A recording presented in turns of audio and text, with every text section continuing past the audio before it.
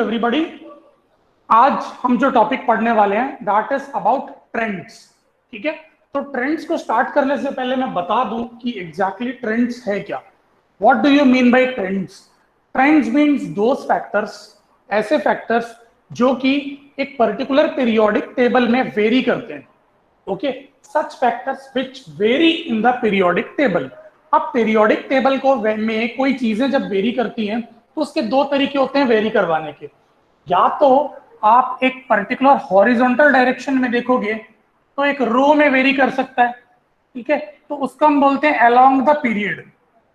Okay, कि whenever something changes from left side to right side along a row, जब भी कोई रो में लेफ्ट टू राइट कोई चीजें चेंज होती है तो उसको हम अलोंग द पीरियड बोलते हैं या लेफ्ट टू राइट बोलते हैं। तो इस तरीके से चेंज पॉसिबल हो सकता है। या दूसरी पॉसिबिलिटी ये होती है कि जब आप कॉलम लो, ठीक है, तो समथिंग जो आपका टॉप टू बॉटम वेरी करे, समथिंग जो आपका टॉप टू बॉटम वेरी करे, ठीक है, तो जो टॉप टू बॉटम वेरी करता है वो अलोंग द ग्रुप वेरी करता है। That varies along the group, वो अलोंग द ग्रुप वेरी करता है। ठीक है, तो हमको दो चीजें यहां पे समझना है कि जो भी फैक्टर्स हम बात करेंगे हम रो में और कॉलम में दोनों में उसकी वेरिएशंस को देखेंगे कि रो और कॉलम में किस तरीके से वो वेरी कर रहा है, नंबर वन।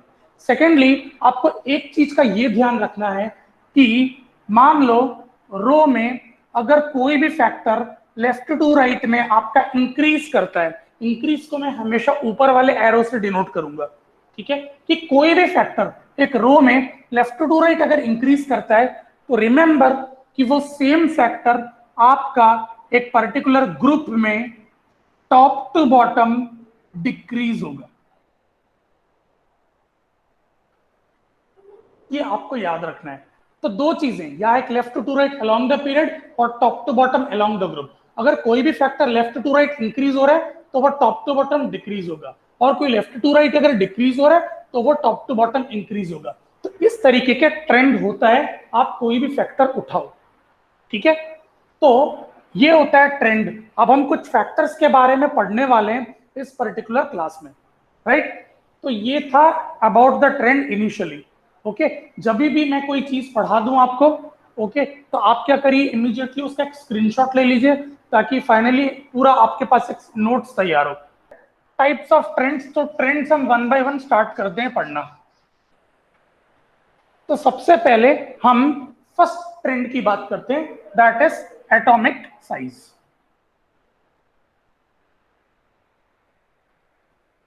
एटॉमिक साइज, ठीक है। अब आप एक चीज देखिए कि एटॉमिक साइज क्या होता है।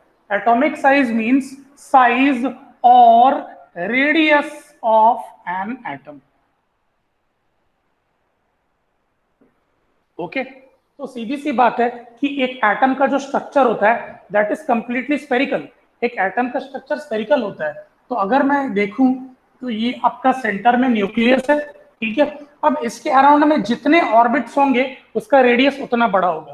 तो ये आपका अगर फर्स्ट पीरियड की बात करते हैं तो फर्स्ट पीरियड में एक ऑर्बिट, सेकेंड पीरियड में दो ऑर्बिट, थर्ड पीरियड में तीन ऑर्बिट्स, राइट। तो आप एक चीज देख सकते हो कि जैसे जैसे आपका पीरियड बढ़ रहा है टॉप टू बॉटम की अगर हम बात करते हैं, राइट, तो शेल्स आपके जैसे जैसे इंक्रीज होंगे radius of that particular atom will increase. Okay, और रेडियस आपका अगर इंक्रीज हो रहा है मतलब एटम का साइज भी बढ़ेगा। ओके, अब अपन देखते हैं कि ये पीरियड और ग्रुप में किस तरीके से वेरी करता है।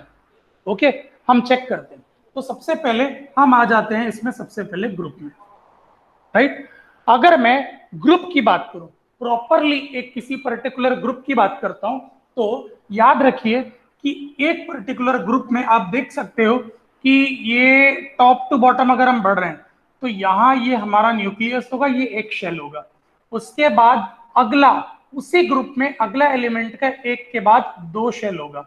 उसी का अगला एलिमेंट में जाऊंगा तो उसके बाद दो के जगह तीन शेल होगा। तो आप एक चीज देख सकते हैं, when you go from top to bottom, okay, आपके नंबर ऑफ शेल्स बढ़ते हैं एटम के, राइट। तो जैसे जैसे आपके शेल्स बढ़ते जाएंगे एक एक नया शेल आते जाएगा। तो जैसे जैसे एक एक नया शेल आते जा रहा है, आपका एटम का साइज क्या हो रहा है, बढ़ रहा है। तो एटम का रेडियस बढ़ रहा है। तो मैं क्या बोल सकता हूं, atomic size top to bottom increases, right. Atomic size क्या होगा, trend top to bottom increase होगा। अब मैं आ जाता हूं कि लेफ्ट टू राइट क्या होता है, अलोंग अ पीरियड। ठीक है, अगर मैं पीरियड की बात करूं तो आप एक चीज को ध्यान से देखिए कि जैसे जैसे हम आगे बढ़ते जाते हैं हमारे नंबर ऑफ इलेक्ट्रॉन्स इंक्रीज होते हैं। कैसे, अब देखो, अगर मैं सिर्फ एक ही पीरियड की बात कर रहा हूं, सेकेंड पीरियड की, मतलब कि इसमें 2 शेल होगा, इसके बाजू वाले में भी 2 शेल होगा, इसके बाजू वाले में भी 2 शेल होगा, मतलब नंबर ऑफ शेल्स जो है वो बराबर हो जाएगा। जब हम लेफ्ट टू राइट मूव करेंगे तो याद रखना number of shells will be same, पर बढ़ता क्या है, इलेक्ट्रॉन्स, इलेक्ट्रॉन्स इंक्रीजेस। तो फर्स्ट एटम की अगर बात करें तो पहले शेल में 2 इलेक्ट्रॉन तो रहेंगे, आउटर मोस्ट शेल में 1 इलेक्ट्रॉन रहेगा। उसके बाद दूसरे एटम की बात करें तो पहले शेल में 2 इलेक्ट्रॉन के अलावा दूसरे में 2 इलेक्ट्रॉन। उसके बाद यहां पे पहले शेल में 2 इलेक्ट्रॉन, दूसरे में 3 इलेक्ट्रॉन। तो आप देख रहे हो कि आपका आउटर मोस्ट शेल में इलेक्ट्रॉन्स बढ़ रहा है। There will be a time जब आपका लास्ट एटम होगा और आउटर मोस्ट शेल में आपके 8 इलेक्ट्रॉन्स होंगे, राइट। अब देखो, आपको एक चीज पता है कि न्यूक्लियस होता है पॉजिटिव चार्ज। ओके, मैं मान लेता हूं कि ये हथेली मेरा एटम है और ये बीचों बीच सेंटर में न्यूक्लियस है। ठीक है, अब मैं एक इलेक्ट्रॉन प्लेस करूंगा यहां पे इस उंगली में, तो ये electron being a negatively charge particle, ये क्या करेगा, इस न्यूक्लियस के साथ अट्रैक्ट होकर ऐसा आगे आ जाएगा। उसके बाद यहां पे एक इलेक्ट्रॉन प्लेस करूंगा तो इलेक्ट्रॉन फिर न्यूक्लियस से अट्रैक्ट होकर थोड़ा सा और आगे आ जाएगा। फिर यहां पे एक और इलेक्ट्रॉन प्लेस करूंगा तो ये धीरे से और आ जाएगा। मतलब आप देख सकते हो जैसे जैसे इलेक्ट्रॉन्स बढ़ते जा रहे हैं वैसे वैसे इलेक्ट्रॉन्स न्यूक्लियस की ओर खींचे चले जा रहे हैं। और देयर विल बी टाइम जब आपका एक एटम का साइज ऐसा होगा, पहले ऐसा था अब ऐसा हो गया। मतलब as you go on increasing your electrons the size of the atom shrinks. Okay, तो जैसे जैसे आपके इलेक्ट्रॉन्स बढ़ेंगे, ओके, जैसे जैसे आपके इलेक्ट्रॉन्स बढ़ते हैं आपका जो एटम है वो श्रिंक होता है। Why does it shrink? Shrink क्यों होता है, क्योंकि इलेक्ट्रॉन्स बढ़ रहे हैं, पॉजिटिव नेगेटिव चार्ज, न्यूक्लियस का पॉजिटिव चार्ज इलेक्ट्रॉन्स को अपनी ओर खींच रहा है, तो जिस कारण से साइज श्रिंक होगा। तो जितने ज्यादा इलेक्ट्रॉन उतना ज्यादा श्रिंक, मतलब कि लेफ्ट टू राइट देखा जाए तो एक एक इलेक्ट्रॉन बढ़ रहा है तो साइज ऑफ एटम डिक्रीज होगा, इसलिए left to right the atomic size decreases. अब देखिए जो टॉप टू बॉटम बढ़ता है वो लेफ्ट टू राइट डिक्रीज होता है, राइट। तो ये आपका होता है first trend, that is atomic size. इसको नोट कर लीजिए। ओके, आता है हमारा second trend. Okay, second trend is valency.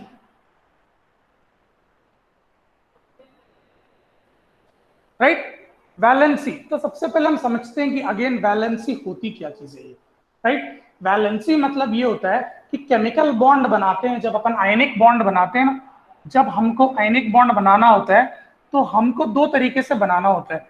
या आप इलेक्ट्रॉन को लूज करो और बॉन्ड बना लो, ओके, या आप इलेक्ट्रॉन को लूज करो और बॉन्ड बना लो, या आप इलेक्ट्रॉन को गेन करो और बॉन्ड बना लो। आपके पास 2 तरीके ही होते हैं इलेक्ट्रॉन्स फॉर्म करने के या बॉन्ड फॉर्म करने के। ठीक है, तो जब आप इलेक्ट्रॉन लूज कर रहे हो गेन कर रहे हो उसकी काउंट होती है ना, आपका काउंट होता है भाई इतने इलेक्ट्रॉन आप लूज कर सकते हो, इतने इलेक्ट्रॉन गेन कर सकते हो। तो ये जो काउंट होता है ना, that's called requirement, that is called edge requirement. Okay, कि इतना इलेक्ट्रॉन लूज करना चाहिए, इतना इलेक्ट्रॉन गेन करना चाहिए ताकि बॉन्ड बन जाए, एटम स्टेबल हो जाए, राइट। तो उस पर्टिकुलर काउंट को हम बोलते हैं वैलेंसी। ठीक है, तो एग्जैक्टली अगर मैं डेफिनेशन की बात करता हूं तो the number of electrons, the number of electrons lost और gained by an atom, by an atom to become या to attain noble gas configuration,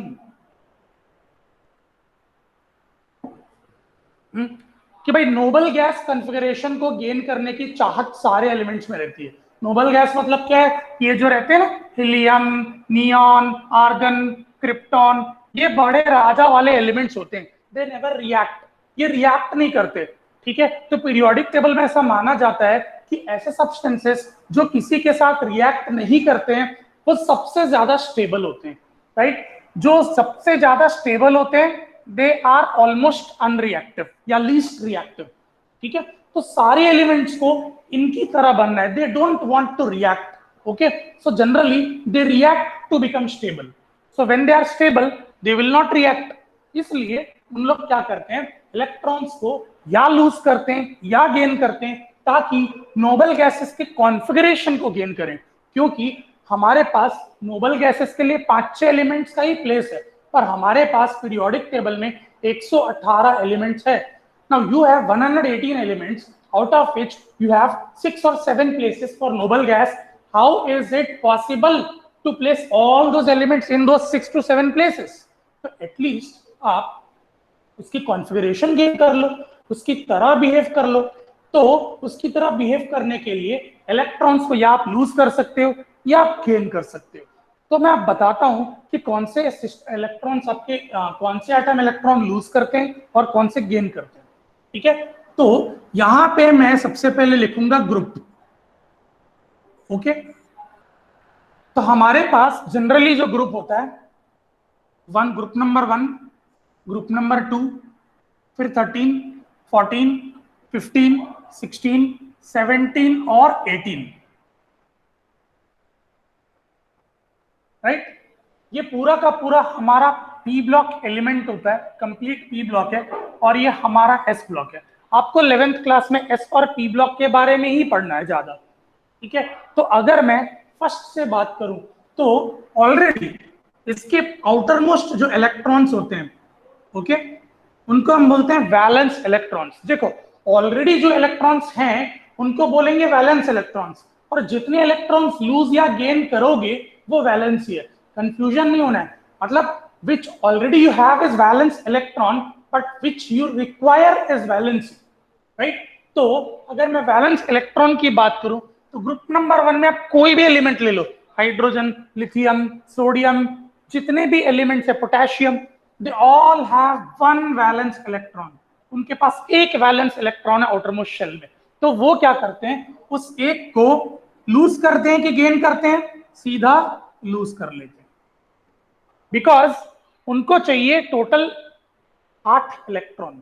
अब एक इलेक्ट्रॉन लूज करना ज्यादा इजी है 7 इलेक्ट्रॉन को गेन करने से, इसलिए ये 1 इलेक्ट्रॉन को लूज करते हैं और इस हिसाब से इनकी वैलेंसी हो जाती है 1, दे लूज 1 इलेक्ट्रॉन, राइट।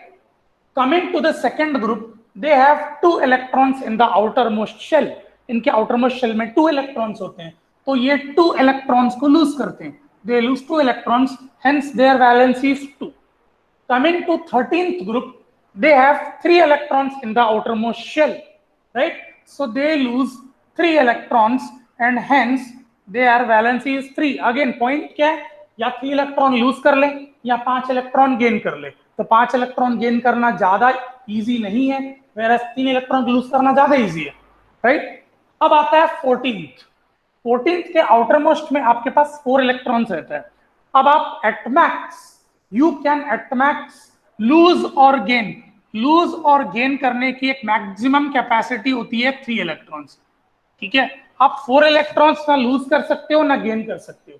तो ये लोग क्या करते हैं, ये लोग इलेक्ट्रॉन्स शेयर करते हैं, शेयर इलेक्ट्रॉन्स, हेंस इनकी कोई वैलेंसी नहीं होती है। बट हाँ, कोई पूछे तो हम वैलेंसी 4 बता देते हैं, बट ये they never lose electrons. Again they will not lose, they will neither lose nor gain, ना लूज करेंगे ना गेन करेंगे, इलेक्ट्रॉन्स को शेयर करते हैं, राइट। ग्रुप नंबर 15 की बात करें, 5 इलेक्ट्रॉन्स होते हैं, तो 3 इलेक्ट्रॉन चाहिए ताकि वो स्टेबल हो जाए। तो ये लोग गेन करते हैं 3 इलेक्ट्रॉन्स, क्यों? क्योंकि भाई 5 लूज करे या 3 गेन कर ले, तो इससे अच्छा है कि भाई 3 गेन कर ले, 3 गेन करना इजी है। So their valency is again 3। Coming to 16th group, they have 6 valence electrons in their outermost shell. So requirement is 2. So they gain 2 electrons, hence the valence is 2. And in the 17th group, they have 7 electrons in the outermost shell. So their requirement is to gain 1 electron. So they gain 1 electron, hence the valence is 1. And group number 18 आपका stable होता है, सबसे stable gases. Okay, तो इनके outer most में पूरे के पूरे 8 इलेक्ट्रॉन्स होते हैं, इनको कोई इलेक्ट्रॉन नहीं चाहिए रहता है, हेंस देयर वैलेंस इज 0. तो इस तरीके से आपका दूसरा ट्रेंड होता है, दैट इज वैलेंसी. आपको पता होना चाहिए कि कौन सा एलिमेंट, आपको पीरियोडिक टेबल में सिर्फ ये पता है कि कौन सा एलिमेंट कहां पे है, तो आप एक चीज समझ जाइएगा कि you know the valency of that particular elements. ठीक है, ओके, जस्ट इसको नोट कर लीजिए आप लोग अगेन.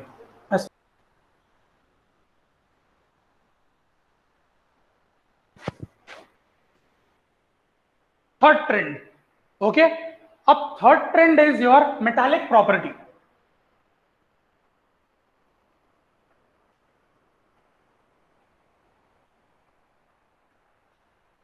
Right, metallic property. अगर हम मेटालिक प्रॉपर्टी की बात करते हैं, मतलब हम ये बात कर रहे हैं कि कौन से मेटल्स हैं और कौन से नॉन मेटल्स हैं. तो मैं आपको पीरियोडिक टेबल का एक छोटा सा डायग्राम बना के बताता हूं कि ये किस टाइप से वेरी करता है. ठीक है, ये आपको पता है एस ब्लॉक है, एस ब्लॉक में मोस्टली होते हैं मेटल्स. ठीक है, उसके बाद होते हैं डी ब्लॉक, इसमें भी होते हैं मेटल्स, और उसके बाद होते हैं यहाँ पे पी ब्लॉक के स्टार्टिंग में. जब आप पी ब्लॉक के स्टार्टिंग में देखोगे ना, तो आपको इनिशियली ऐसे सब्सटेंसेस मिलेंगे जिनको हम बोलते हैं मेटालॉइड्स. जिनको हम बोलते हैं मेटालॉइड्स, मतलब जिनका मेटालिक और नॉन मेटालिक दोनों प्रॉपर्टीज होती है, जिनमें which are metals as well as non metals both. ठीक है, और उसके बाद आपका ये चौथी कैटेगरी आती है, दैट इज आप अगर पी ब्लॉक के आखिरी में देखोगे तो आपके सारे के सारे आपको नॉन मेटल्स मिलते हैं. राइट, अगर हम ट्रेंड वाइज चीजों को देखेंगे ना, अगर हम ट्रेंड वाइज देखें अगर चीजों को, तो आप एक चीज देखिएगा कि यहाँ पे मेटल्स है, फिर यहाँ पे भी मेटल्स है, फिर यहाँ पे धीरे से मेटल्स और नॉन मेटल्स दोनों आ गए, मतलब नॉन मेटेलिक प्रॉपर्टी आ गई. और यहाँ पे अगर देखेंगे आगे चल के तो पूरी नॉन मेटेलिक प्रॉपर्टी आ गई.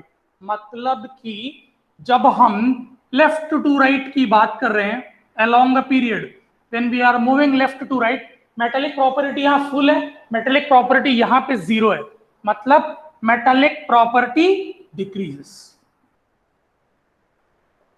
डिक्रीज हो रही है. जैसे जैसे आप मूव कर रहे हो मेटेलिक प्रॉपर्टी डिक्रीज हो रही है. और टॉप टू बॉटम की बात करें तो डेफिनेट सी बात है, जो चीजें लेफ्ट टू राइट डिक्रीज होंगी वो टॉप टू बॉटम क्या होगा, इंक्रीज हो जाएगा. तो यहाँ के जो नीचे वाले हिस्से के जो भी एलिमेंट्स है ना, दे आर मोस्टली मेटल्स, और ऊपर वाले हिस्से के जो एलिमेंट्स है ना, they are mostly non metals. Right, तो top to bottom metallic property increases. Yes, तो अगर मेटालिक प्रॉपर्टी डिक्रीज है तो नॉन मेटालिक प्रॉपर्टी इंक्रीज भी होती है. और यहां पे मेटालिक प्रॉपर्टी अगर इंक्रीज हो रही है तो नॉन मेटालिक प्रॉपर्टी डिक्रीज हो रही है. राइट, ये आपको ध्यान में रखना है. ये है आपका मेटालिक प्रॉपर्टी का ट्रेंड.